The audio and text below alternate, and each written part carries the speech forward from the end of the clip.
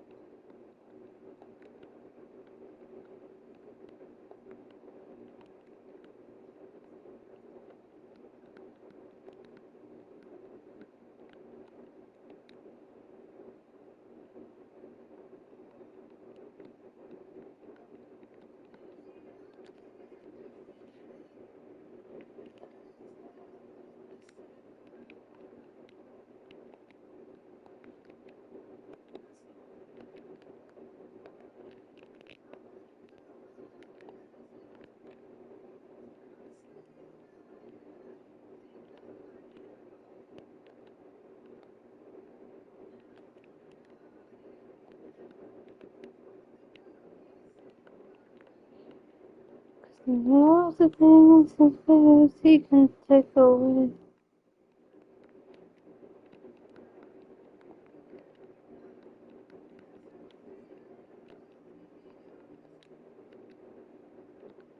A man is terrified, is a man who stands to lose you. Oh, I hope I don't lose you. Please say.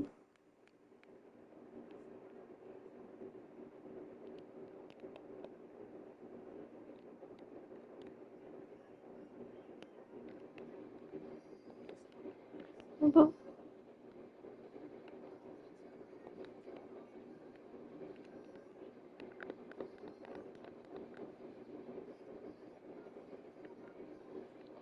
hi.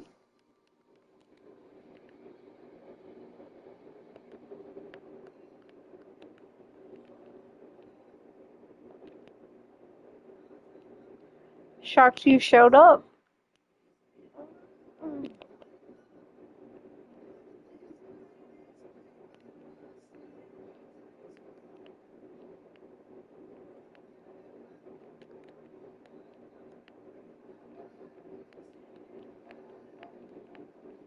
Let me know how each round goes, though, because I want to know.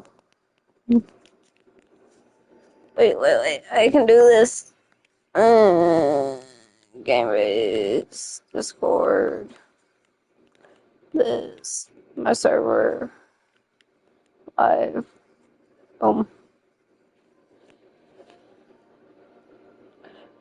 There we go. Because I don't know if Doppel wants me to come annoy her or not.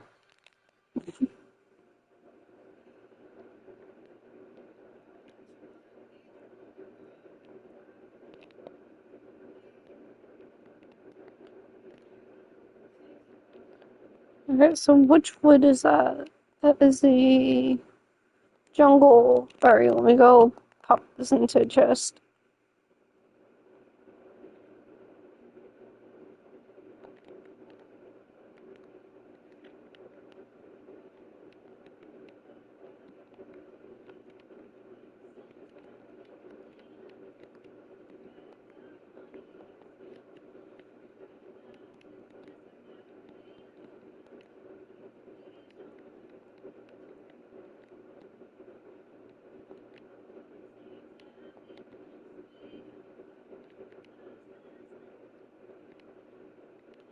Nope, okay.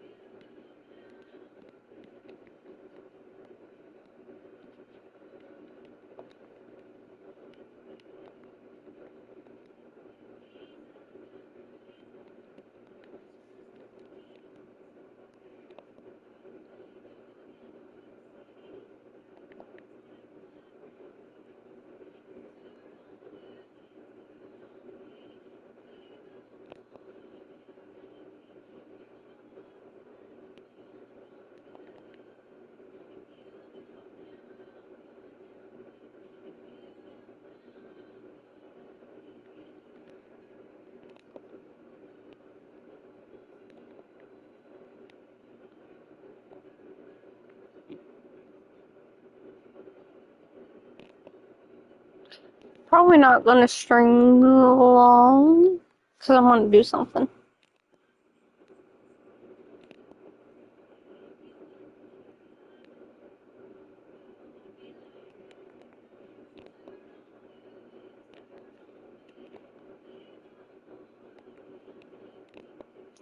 You know what?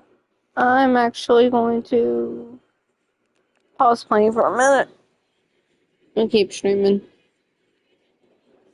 But I wanted to do something real quick.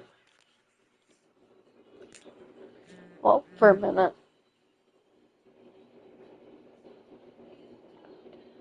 Going down to you fall down, I'm going down to.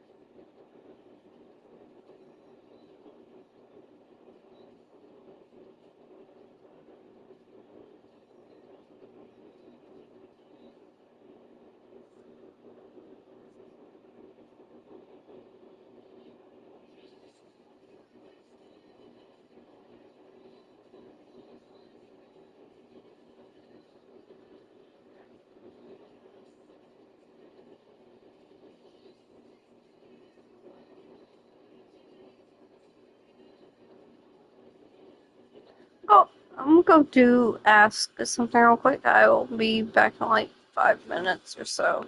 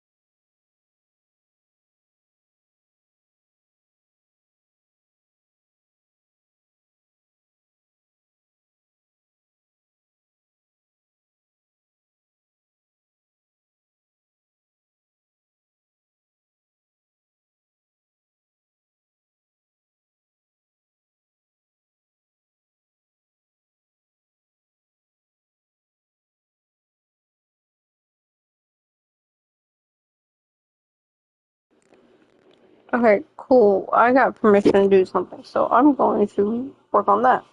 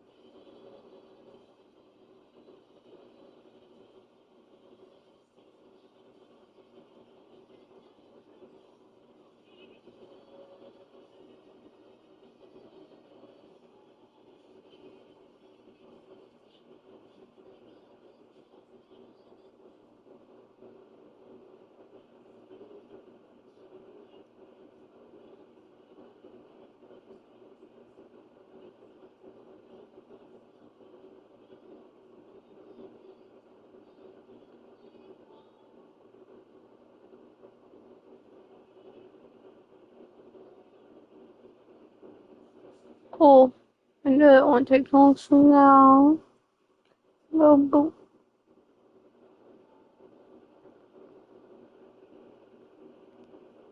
Told them it'd take me less than 5 minutes.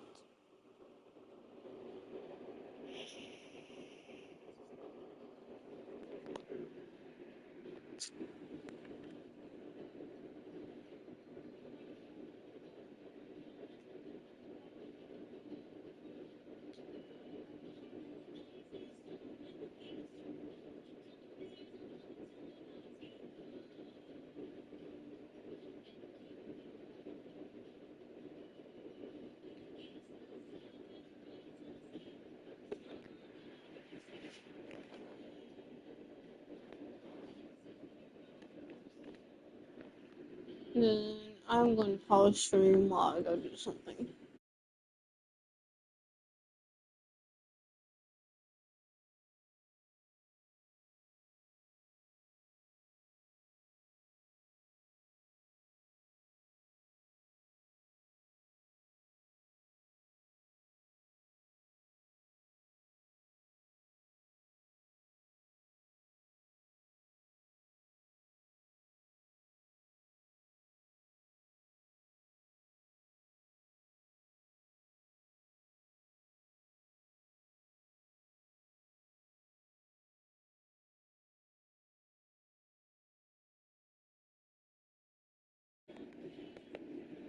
Cool.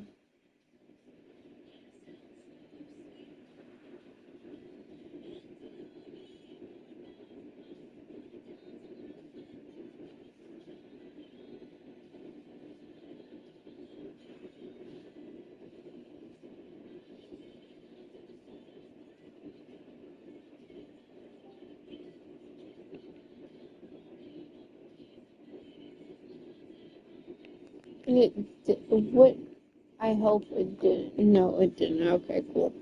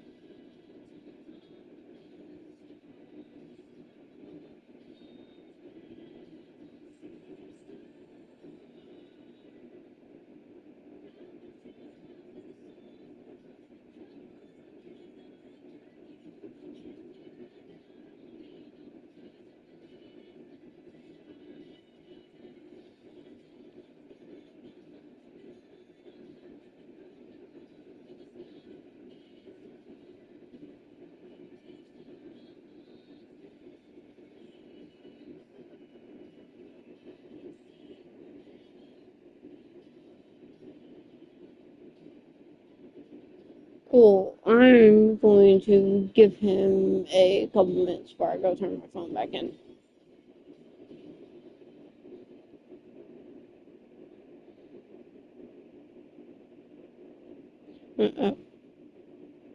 Okay.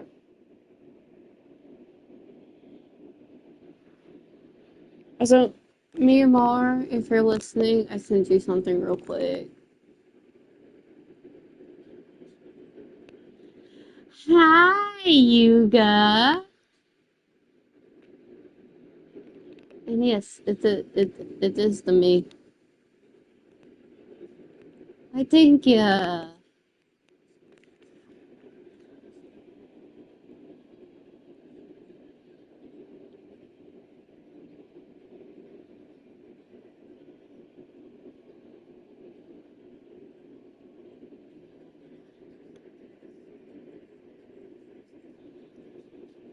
Hey, no, you aren't. I will not allow it. Unless you're going to kidnap me to go do him, then that's their story.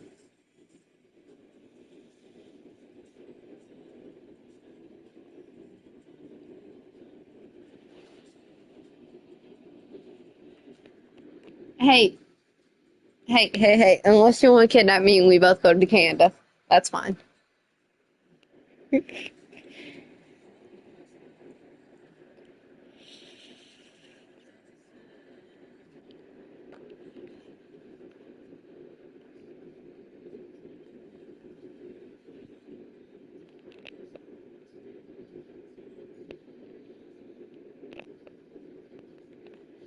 Cool. Let's do it.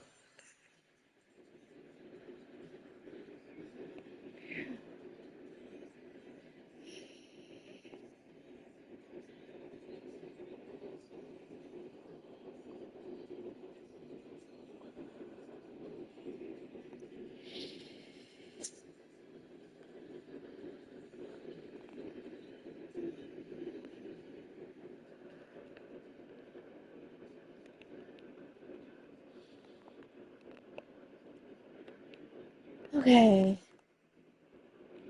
I have to fix her on this because it's screwed up.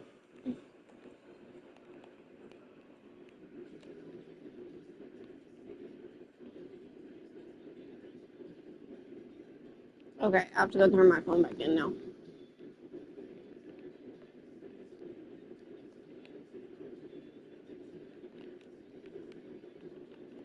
I wasn't even done with this building. Why did I put that wood up?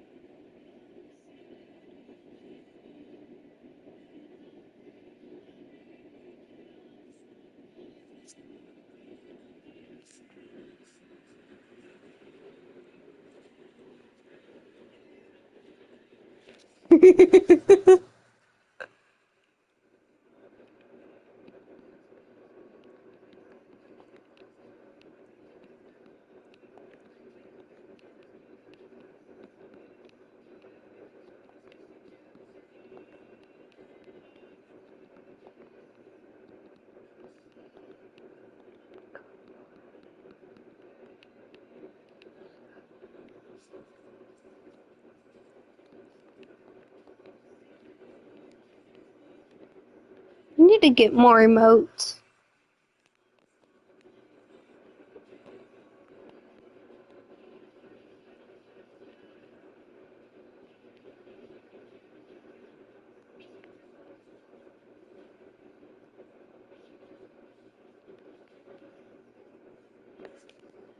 Oh, I'm switching from music to my podcast because I feel like it.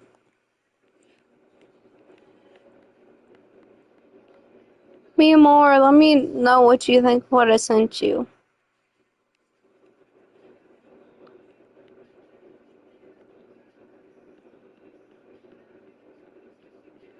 Okay, bye, Yuga. Be safe.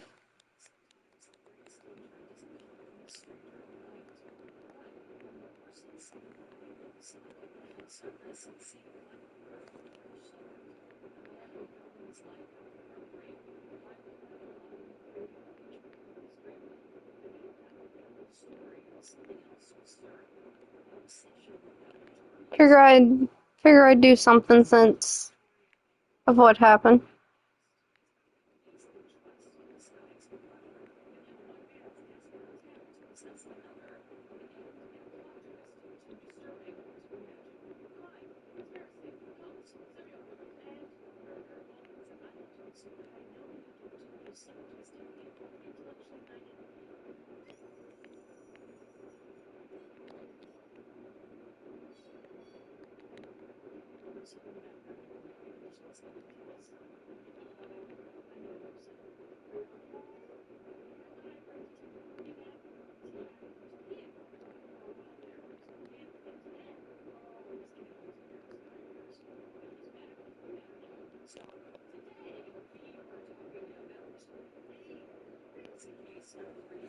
How many blocks away and how many steps is it up again? So it is 1, 2, 3.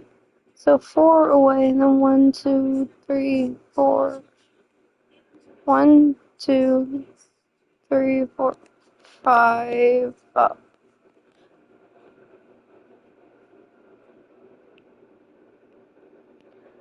So 2 away from the door, then 5 up. 1, 2, 3, 4, 5. No, 5. No. 5. No.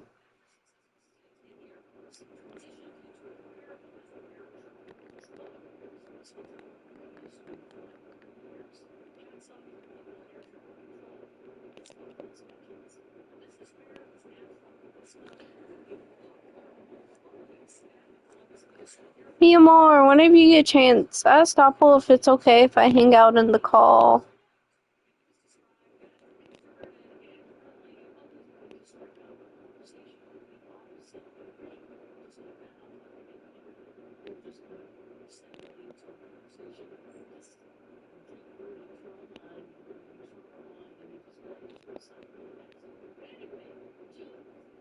And then I'll remember the second one.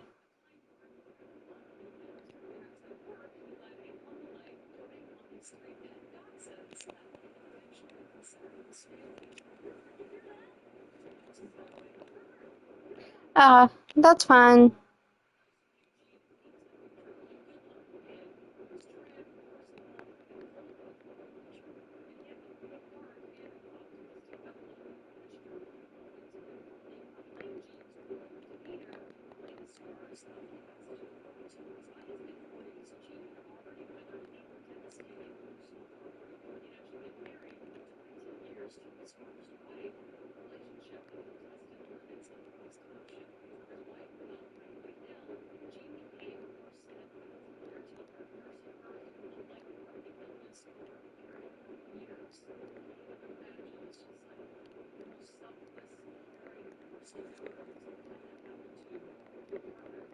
I'm about ready to turn this TV up.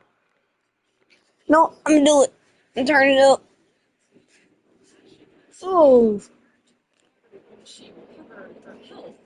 Jean's world was upended. And in a cruel twist, she told him she didn't want to be with him anymore. And she was leaving him for an old flame from her past. Like, what a blow to spend it. Sometimes the Restarting this. from a stranger night. But when the person sitting quietly beside you, on the surface it seemed like the perfect fresh start. A man rebuilding his life after heartbreak, finally finding love and creating the future he'd always dreamed of. But beneath that full story, something else was stirring. An obsession that would turn into something far deadlier. This isn't just a story about love found and lost. It's about how easily trust can disguise a predator, and how one man's desperate attempt to possess another would end in a plot twist too disturbing to imagine. Crime, conspiracy, adults, serial killers, and murder, all things that I love to consume, and I know you do too, you sick, twisted, beautiful, intellectually minded.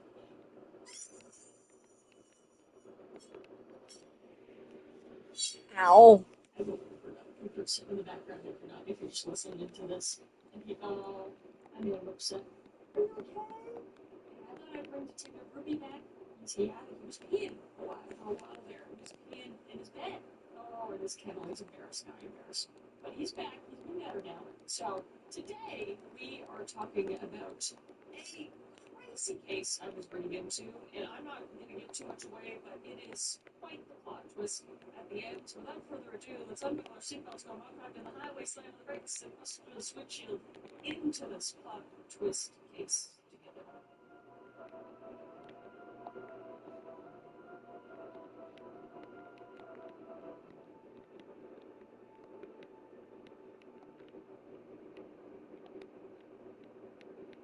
Eugene, or Gene Bernot II, was by all accounts a man of warmth, dedication, and resilience. Born in Kansas City, Missouri, Gene grew up with solid Midwestern roots and later served his country as a member of the U.S. Air Force. And after a successful stint in the Air Force, he transitioned into a career as an air traffic controller. A very stressful job. My grandma used to do it for like 30 years. Hats off to the people in air traffic control if you're listening to this by chance. But this is where his natural charisma quickly made him popular among colleagues. And at the Columbus Municipal Airport in Nebraska, one of his early postings, Gene's friendly, outgoing nature stood out. And he was described as extroverted and friendly, always ready to strike up a conversation. The opposite of me. Just kidding, I'll talk to anybody really. It'll just kind of segue into a conversation of just deep-rooted trauma and then you trauma bond and you just go south really fast. But anyway, Gene was the kind of guy that had an easy smile and a kind word for everyone he met. And outside work, he led a humble life, doting on his 3 pet dachshunds that he affectionately considered his family. Rupert, you hear that? It's a dachshund, by the way. Rupert, you're a dachshund. Aww. But those who knew Gene paint a picture of a good-looking man who was trim, personable, and full of hope for the future. And he had a big heart and an optimistic outlook, which drew people into him. Yet behind Gene's warm demeanor lay the scars of past hurt. As by his mid-40s, Gene had already weathered a devastating personal heartbreak. He had actually been married for 20 years to his first wife, a relationship that had tested the limits of his devotion. Because when his wife fell gravely ill, Gene became her steadfast caretaker, nursing her through a life-threatening illness over a period of years. I can't even imagine. It's just like the most selfless, caring person ever, and to have that happen No, it's not 212. So what did I mess up on? He put everything Or on hold to ensure that she survived, demonstrating a depth of loyalty and compassion that speaks to his character. However, once she recovered her health, Jean's world was upended, and in a cruel twist, she told him she didn't want to be with him anymore, and she was leaving him for an old flame from her past. Like, what a blow. so it's each. What the fuck did I mess up on? Did I not make the stairs tall enough? Turn around and just leave you. I mean, obviously he deserves better, but it's so sad. It is so incredibly sad. So this revelation shattered Jean, obviously, and after years of pouring his love and energy into saving her life, he was rewarded not with gratitude but with abandonment. Now, this betrayal left him heartbroken and just reeling, struggling to make sense of how everything had fallen apart. So struggling from the end of his 2-decade marriage, Gene did what many do after dramatic loss, and he just sought a fresh What the start. fuck did I do wrong? The divorce, I'm seriously confused. he just poured himself into work. So he threw himself into his duties at the Nebraska Control Tower, logging long hours to occupy his mind.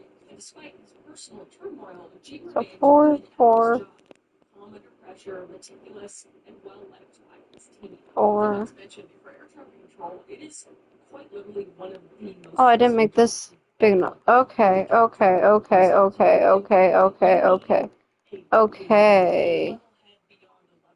So for him to have all of that devastation happen to him, and just to go back to work and be super cool-headed, just says a lot about him. But even keeping a cool head at work, a lot of those close to him could see the pain he carried beneath his friendly exterior. The wounds from his wife's betrayal ran deep, and reminders of his old wife were everywhere in Nebraska. So he knew he needed a change of scenery to truly move on. So in 2002, Gene made a pivotal decision, and he requested a transfer to Florida, where many of his immediate family, including his parents and siblings, had relocated. And he believed that being closer to family would help him heal, which, yeah, I mean, I do the same thing. So Florida just represented hope to Gene, a warm, sunny new beginning far away from the ghosts of his past. So when he announced his transfer plans at work, his colleagues were very supportive, knowing how much he'd been through, and they could understand his desire to start anew.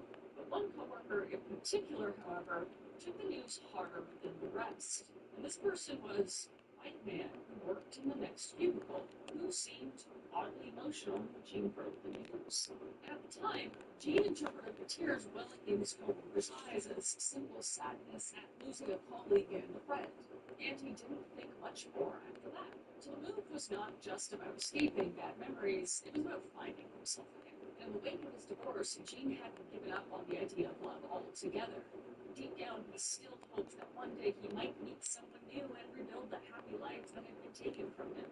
So as he prepared for Florida, he dared to imagine a brighter future. So at 47 years old, Gene was determined that his story wasn't over. And he would make Florida the setting of his next chapter, one filled with family, friendship, and maybe even new love. So in early 2003, Gene's new chapter began in earnest, and he arrived in the Tampa Bay area of Florida to take up his post at the St. Petersburg International Airport, a mid-sized airport where he would work as an air traffic controller. So as he settled into his new environment, he felt a cautious optimism. And the subtropical warmth embraced him, and knowing his family was only a short drive away gave him some sort of comfort. Because at the end of the day, this was a second chance, a new lease on life. It was a chance to rebuild his life from the ground up. And Gene's reputation as a skilled controller and a friendly presence quickly followed him to Florida. And his natural charm won over his new colleagues almost immediately, so it wasn't long before he felt at home in the new surrounded I'm gonna make me food. I'll probably be about, I don't know, 15, 20 minutes or so. I'll be back after. Florida didn't just bring Gene closer to his blood relatives.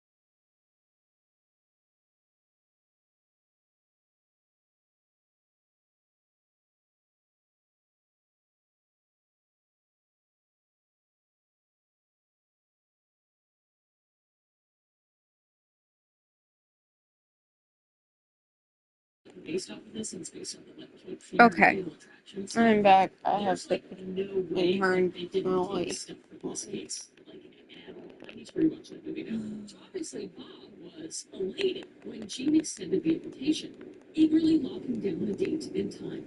So the night finally came for Bob's visit, and it would be a night that started innocently enough, but ended in unimaginable horror. So it was November 1st, 2006, a Wednesday, and Gene and JJ planned a simple dinner at home with Bob as their guest. Perhaps they chose a weeknight hoping to keep it low-key and short. I made some pictures that I bought. They even had plans to go out later that evening, or so they hinted to Bob, to ensure the dinner wouldn't stretch on indefinitely. Oh, So the couple I didn't buy them. They were bought evening for with their me. socially awkward friend. So Bob Peterson arrived earlier than expected that evening. In fact, he showed up on their doorstep before Gene and JJ had finished some last-minute preparations. It wasn't a huge issue, as his early arrival meant they would be able to get him out of their house at a more reasonable hour, as they didn't want him to stay long, and initially the dinner proceeded normally as any dinner would. But indulging in the food. If there was one thing Bob did that night with enthusiasm, it was eat.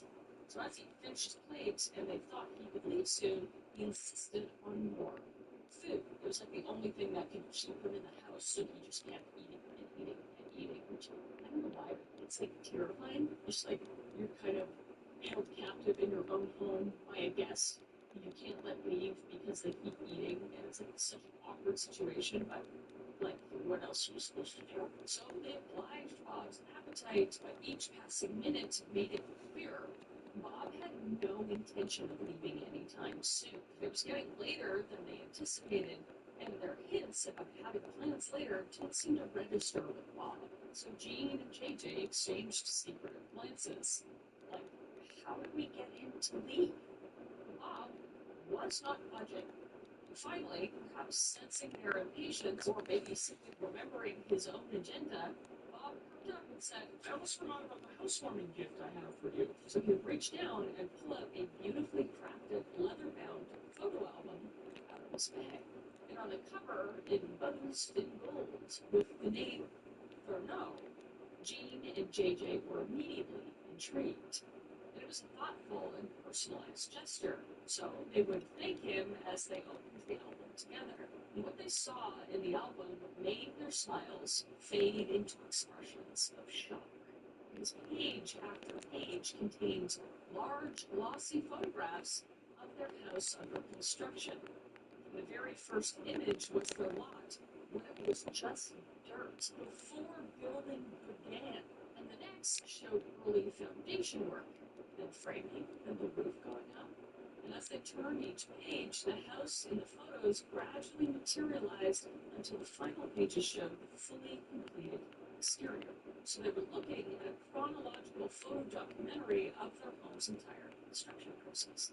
And JJ's mouth hung open, and she and Jean shared a bewildered and disturbed look with each other and said, 1, 2, 3, 4, 5. JJ finally asked, incredulous at the implication, and Bob beamed with an odd sort of pride, saying, every couple of days. Oh my God, red flag number 3,000. And he just replied very matter-of-factly, like, yeah, what's wrong with that? This is taking so long, we're so quick at the same time. Excuse the horrifying intrusion. I photographed everyone's houses for work. What? Call the police! And he just seemed oblivious to just how creepy the revelation was. For months, without their knowledge, Bob had been sneaking onto their property to take pictures, tracking every stage of their building of their private sanctuary. And G and JJ were just sitting there like stunned. This went far beyond normal friendship. They now realized Bob's obsession with their life was much more intense than they thought. And JJ herself felt just violated, which rightfully so. Those pictures, though beautifully shot, I guess, represented a breach of privacy in a place they thought was their safe haven. So an uncomfortable silence would fill the room. And JJ especially felt the need to get Bob out of their house as soon as possible. But before she could muster a tactful way to usher him out, fate intervened in a small but significant way. As the tension mounted, I'm sorry to whoever watches for being so quiet. I'm hyper focused on building. there was a sound of a door and a knock at the door. It was JJ's adult daughter arriving to fetch her mother for a quick errand run they had planned earlier. And the daughter was expecting JJ to accompany her to pick up a few items that evening. And JJ obviously saw this as an opportunity, and she immediately told Jean and Bob that she had to go out briefly with her daughter. Perhaps she hoped Bob would take it as a cue to leave as well. Bob, however, didn't budge. Instead, he remained in his seat. So now, alone with Jean, as JJ left the house, she cast one last glance over her shoulder at her husband and their odd guest, hoping that by the time she returned, Bob would have made his exit. So as JJ stepped out with her daughter, the atmosphere in the Thuno home was thick with tension. Jean and Bob were now alone in the living room, and the album of clandestine photographs resting on the coffee table like an elephant in the room. And one can imagine Jean was trying to keep the situation as polite as possible. Perhaps he stood up to clear the dinner plates or offered something to drink, anything to diffuse the utter awkwardness between himself and Bob. But Bob's mind was on something entirely different, because he hadn't just come to hand over the photo album. He had another gift waiting, one far more personal and disturbing than even the albums of stolen moments. So moments after Jada's car pulled away, Bob made his move and said, "I have another gift for you." Before Jean could respond, Bob hurried out to his car parked in the driveway, and he returned carrying something in his hand. As Bob approached, Jean might have felt his stomach nodding. The bizarre photo album was bad enough, so what on earth could this second gift be? And Bob would come through the door and hand the gift to Jean. And it was a 3-page letter addressed to Jean, which Bob had prepared in advance. And Jean began to read it, and with each sentence his blood ran colder. Because in this letter, Bob Peterson poured out the secret feelings he had been harboring for years, saying, quote, "I have loved you for some time now," unquote.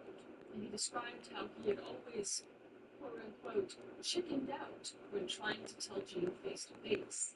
So at this moment, while Jean's reading this letter, everything is just clicking into place in the most horrifying way. Bob following him to Florida, buying his There's house, one, two, copying his one, interests, two. photographing the new home. It all stemmed from I need to move that over more because it's 3 on the back. and what exactly transpired Pop that back into place. Pop, pop, pop, pop, pop, pop. reconstructed from evidence and later speculation, since there were no 1, 2, 3, 4. 1, 2, 3. So JJ would return to what she expected would be a quiet home, but instead she stepped into a scene of confusion and dread, because Bob's vehicle was no longer there, and she likely assumed Bob had finally taken the hint and just gone home. However, she noticed a trail of blood droplets and smears in the driveway and up the front steps. So puzzled and alarmed, she followed the trail, which led to the front door. The door itself was closed but unlocked, and JJ's stomach tightened, because Jean never would have left blood on the porch without cleaning it, and where was Bob? So she pushed open the door, calling her husband's name. There was no answer. The house was unsettlingly quiet, so as she took a few steps inside, the sight that greeted her made her heart skip. As she found more blood, smeared on the floor in a long line leading further in. So these looked like drag marks, as if something or someone heavy had been pulled through the foyer. And JJ tried to calm herself with rational thoughts. Maybe Jean had an accident and Bob took him to the hospital. Or perhaps Jean cut himself badly and was dragged out for help. But if so, why was there still so much blood left behind? And just inside the living area, JJ's eyes were drawn to a pile of clothing on the floor, and she recognized them immediately. It was a man's t-shirt, jeans, and underwear, and they were Jean's clothes, and they were soaked in blood. crumpled in a heap as if discarded hastily. So now panic was rising in her chest, and this just made no sense. And Jean was nowhere to be seen, and neither was Bob. So her mind must have raced with every single terrifying possibility. And just fighting the urge to break down, JJ moved further into the living room, and her dream home had become a blood-spattered mystery. The Christmas tree they had happily put up that afternoon and now stood over a ghastly scene. She picked up her phone to try and call Jean, only to hear something from within the room. And that was Jean's cell phone. And it was ringing faintly from within his pocket of his discarded jeans. So seeing Jean's phone abandoned amidst his bloody clothes, it just sent a jolt of reality through JJ. Because something violent had occurred here, and at the moment, any hope that this was a trivial accident just completely evaporated. And she realized with horror that Jean and Bob were both missing under deeply suspicious circumstances. Because the blood indicated that someone was seriously hurt. So JJ would cautiously continue to look around, calling out for Jean in hopes he might somehow be there and in need of aid. But still, she was met with silence and no answer. And the house was empty, and something told JJ that Bob was not helping Jean. Bob was a danger. And her intuition flashed back to Bob's bizarre behavior with a photo album earlier that evening, and a chill ran through her spine. And in a matter of minutes, the person she had considered a harmless, if awkward colleague had become the prime suspect in her husband's disappearance. So as JJ moved through the living room, she stumbled upon a spent bullet casing on the floor near the couch, and a small metal shell glinted in the light. It was a .22 caliber casing, as experts would later determine, which means a gun was fired in the home. So her reality was undeniable now. She was standing in a crime scene, and all signs pointed to an attack right here in their home. So trying to keep her composure, JJ immediately dialed 911, and Pasco County Sheriff's deputies were dispatched at once. And overwhelmed, JJ could only imagine the worst. Jean had likely been shot and forcibly taken by Bob. And it was a thought almost too terrible to process, but all evidence was aligning with it. And JJ's eyes would land on one more thing that she hadn't noticed in her initial sweep. And she realized this must be what started the violence.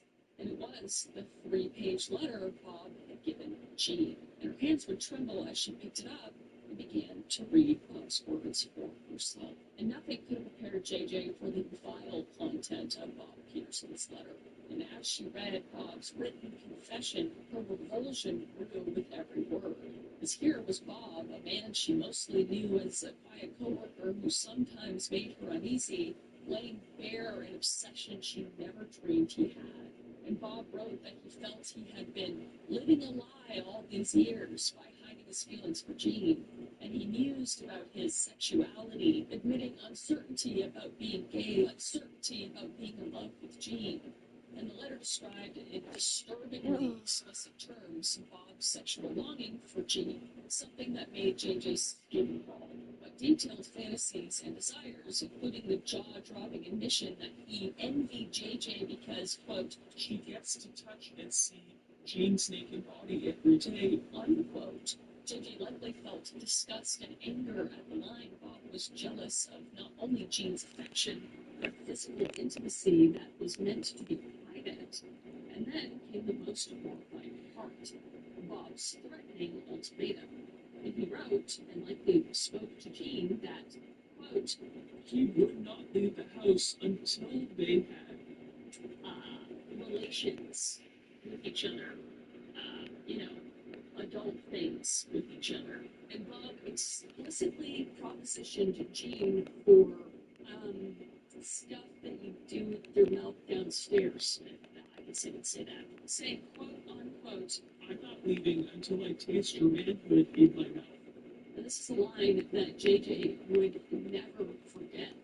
Her heart broke and her stomach turned as she pictured how Jean must have reacted and the shock and betrayal he would have felt reading this from someone he considered a friend. And Bob's tone in the letter went back and forth between pleading confession and menacing demand. And it even included a twisted facade of religious remorse, saying, quote unquote, I have already asked for God's forgiveness, as if that solved what he was about to do, which it did. It's fucking evil. So clutching this letter, JJ burst into tears. By the time deputies arrived and gently took it from her hands as evidence, she had seen enough to assemble the grim scenario in her mind. Bob had come out to Jean, been rejected, and snapped. And she could only imagine Jean's revulsion and anger at Bob's proposition and how that encounter turned violent, saying, quote, I'm sure Bob's feelings were extremely hurt. Jean would not hold back on how he felt about that, unquote. JJ would later reflect, recognizing that her husband would have been upfront in rejecting Bob's advances. There was an Mi amor, unimaginable are you situation still here? husband was confronted by a deluded friend's sexual ultimatum. And JJ thought of Jean's likely last moments and how horrified and in danger he must have felt and how she was Okay. After I'm done with all the building, if you want to change anything to them, you can. But not till after I'm done. Essentially a written confession and motive left behind by the likely perpetrator. And it just shed light on why Bob Peterson might have harmed Jean. And all assuming unreciprocal